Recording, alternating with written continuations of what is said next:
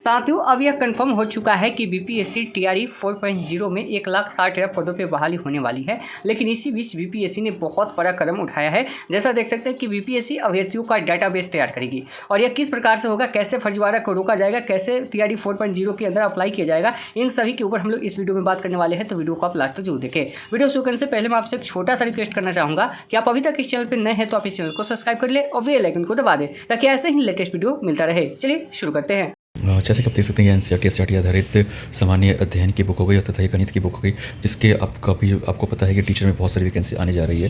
तो ये दो बुक में खास क्या आपको दिखा देता हूँ। आपको चैप्टर बाय चैप्टर एनसीईआरटी आधारित कक्षा 3, फिर आपके 4, 6, इसी तरह से भूगोल हो गया, इतिहास हो गया, राजनीति शास्त्र हो गया, सबका आपको कक्षा बाई कक्षा सब कुछ दे रखा है। तो आप उसको पढ़ सकते हैं चैप्टर बाई चैप्टर। सबसे खास बात है कि सभी का क्वेश्चन और उसके ऊपर उत्तर दे रखा है। और आपको जान के बहुत खुशी होगी टीआरई 3 और टीआरई 4 में बहुत सारे लगभग क्वेश्चन इसी बुक से पूछे गए। और साथ ही साथ ये गणित की बुक है, कक्षा 6 में पूछे गए जितने भी अध्याय हैं, 7 में, 8 में, 9 में, 10 में, सबका ये 6 to 10 का इसमें दे रखा है। तो आपका सारा गणित का भी इसके अंदर सब कुछ हो जाएगा। आप इसके बहुत सारे क्वेश्चन को प्रैक्टिस कर सकते हैं, अभ्यास कर सकते हैं और आपका टीआरई में टीचर बनने का जो सपना वो पूरा हो सकता है। साथियों, बीपीएससी टीआरई 4.0 के अंदर 1,60,000 पदों के ऊपर बहाली होने वाली है और इसके लिए प्रक्रिया जो है अब शुरू हो चुकी है। और साथियों, आप सभी ने अपनी तैयारी भी शुरू कर दिया होगा, तो आपके पास जो समय है उसका भरपूर उपयोग कीजिए। और यह आपकी आखिरी बहाली हो सकती है क्योंकि बिहार विधानसभा चुनाव 2025 है, उसके बाद आपको बहुत दिन तक वैकेंसी देखने को नहीं मिल सकती है। साथियों को बात करें कि सबसे अधिक जो वैकेंसी आएगी वो कौन सी कक्षा के अंदर आपको देखने को मिलेगी, तो जो वैकेंसी सबसे अधिक आएगी उसमें जो प्रारंभिक कक्षा है, यानी कि जो पीआईटी की बात करते हैं, 1 to 5 की बात करते हैं, उसमें सबसे अधिक आपकी वैकेंसी होगी।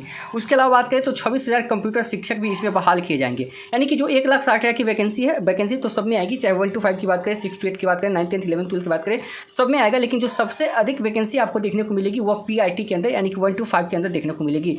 आपको पता है कि पहले टीआरई 4.0 जो प्रस्तावित था अगस्त में ही था, लेकिन अभी टीआरई 3.0 का रिजल्ट नहीं आया है, इस वजह से इसमें विलंब होगा। लेकिन आप सभी को तैयारी अपनी करनी चाहिए यहाँ पे। अब यहाँ पे नए चीज़ें को लेकर यहाँ पे बीपीएससी हर बार इम्प्लीमेंट करता है। इस बार भी किया था क्वेश्चन पेपर को लेके, लेकिन इस बार एक अलग तरीके से डेटाबेस तैयार किया जाएगा। जैसा आप अपनी स्क्रीन पर देख भी सकते हैं कि बीपीएससी अभ्यर्थियों का डेटाबेस तैयार करेगी। यह किस प्रकार से होगा, देखिए ऐसा क्यों न बताया है, तो जो भी फर्जी अभ्यर्थी है उनको परीक्षा में शामिल होने से रोकने के लिए यह तरीका जो है अपनाया जा रहा है। आयोग जो है सभी अभ्यर्थियों की क्या करेगा, एक यूनिक आईडी बना लेगा और आयोग में जब भी आप रजिस्ट्रेशन करेंगे वैसे ही किसी परीक्षा के लिए जब आवेदन करेंगे तो आपका डिटेल्स खुल जाएगा। यानी कि बिहार में आप देखते हैं कि बहुत सारी परीक्षाएं होती है अलग, जैसे बिहार पुलिस का होता है, बिहार दरोगा का होता है, तो एक आपका आईडी यहाँ पे जनरेट हो जाएगा। अगर आप कोई भी जब फॉर्म फिलअप कीजिएगा ना, तो उस प्रकार से आपका पूरा डिटेल्स जो है पहले से सेव हुए डिटेल्स आपका आ जाएगा। क्योंकि बार बार बहुत चीज़ें देखा गया है कि बहुत लोग जो है फर्जी तरीके से उसमें चेंज करते रहते हैं, कभी कैटेगरी बदल लेते हैं तो कभी कुछ और बदल लेते हैं, डोमिसाइल बदल लेते हैं। तो एक बार जब आप विकल्प चूज करेंगे ना, जैसे आप बिहार के अस्थायी निवासी हैं, तो जब एक बार आप चूज करेंगे अस्थायी निवासी है तो वो आपका परमानेंट हो जाएगा। जैसे आप आधार नंबर डालेंगे तो परमानेंट हो जाएगा। जैसे आप कुछ अलग डिटेल्स बनाएंगे तो वहाँ पे पूरा आपका अलग हो जाएगा। तो सभी जो है एक बार ही आपके मतलब उसमें सेव हो जाएगा। मान लीजिए कि बहुत सारे लोगों को आप देखे होंगे कि जो जनरल कैटेगरी का है लेकिन ईडब्ल्यूएस बनवा के उसमें डाल देता है, ठीक है, तो ये फर्जीवाड़ा रुकेगा। एक बार अगर आप ईडब्ल्यूएस बनवा के डाल दिए या जनरल डाल दिए तो फिर आप उसमें बदलाव नहीं कर सकते हैं। बहुत अच्छी पहल है। देखिए कि बिहार लोक सेवा आयोग की परीक्षाओं को पारदर्शी और फुल प्रूफ बनाने के लिए आयोग अभ्यर्थियों का डाटाबेस तैयार करेगा।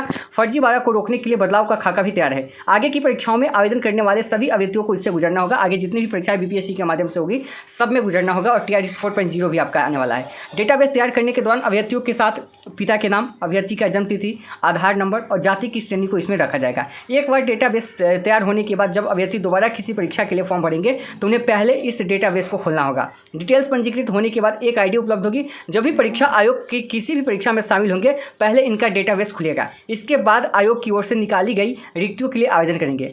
पूर्व की परीक्षाओं में शामिल होने वाले अभ्यर्थियों का डेटा आयोग के पास पहले से उपलब्ध है। इसमें बदलाव करने वाले अभ्यर्थी तुरंत में पकड़ा जाएंगे। यानी कि इससे पहले आप जो डिटेल्स दिए हैं वो तो पहले आपका सेव ही रहेगा, लेकिन इस बार कोई चालाकी दिखाएगा कि अपना परिवर्तन कर लेगा क्योंकि हमेशा के लिए, तो भी पकड़ा जाएगा क्योंकि पूर्व का भी डेटाबेस आयोग के पास है। वहीं जिन नए अभ्यर्थियों का डेटाबेस बनेगा वह दोबारा जब किसी परीक्षा के लिए आवेदन करेंगे तो उन्हें डेटाबेस के जरिए ही आवेदन करना होगा।